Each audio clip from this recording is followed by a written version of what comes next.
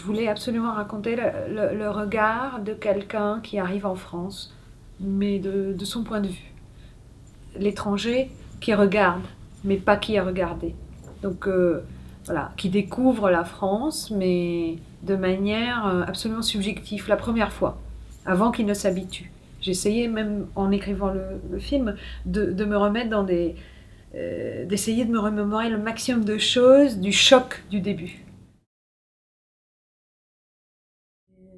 C'est un peu un pays qui se dit libre, un pays qui dit on a une démocratie, mais quand on vit là-bas, on est libre, mais en même temps, il n'y a pas de liberté. Danielle, elle peut pas montrer des films là-bas parce qu'apparemment c'est très sexuel ou un peu trop politique, ou il faut pas dire ça, ou il faut enlever ça.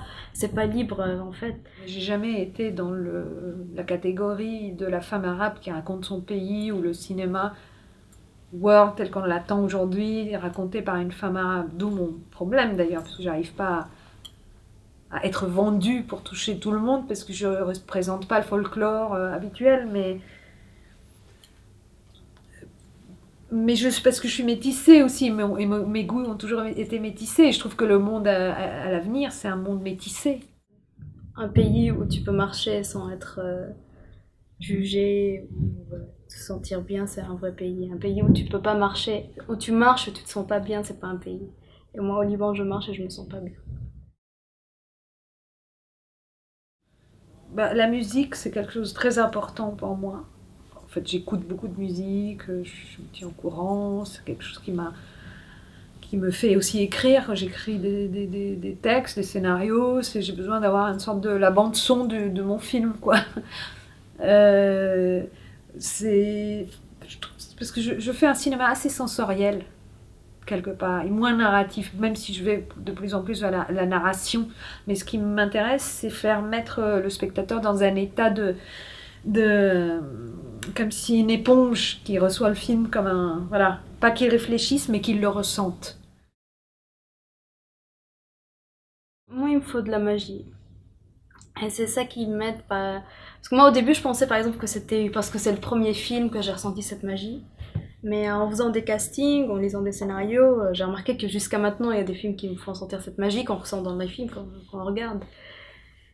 C'est le fait de découvrir un truc en soi. Et moi, si un scénario ou un film fait rien découvrir en soi, et, finalement, en fait, c'est qu'au début, en regardant le film, en entendant le son, comment ça parle, la musique, on sent qu'on va découvrir quelque chose, ou on sent pas. Et moi, quand je sens pas, je sors de la salle ou j'arrête de regarder. On pareil pour un scénario, c'est on le sent.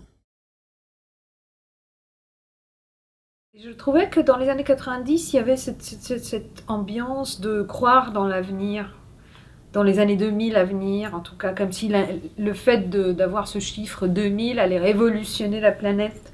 Ce truc de... Il y avait une certaine naïveté de, que je pense qu'aujourd'hui on a perdu. On est un peu plus dans la peur en termes de société en général. Et puis il y a plus de problèmes, ou peut-être on est plus au courant des problèmes parce qu'il y a Internet qu'on n'avait pas. On achetait le journal et puis voilà, tout était dans le journal. Les rapports humains étaient plus importants entre les gens, communiquer directement, pas par tous ces moyens qui rendent la chose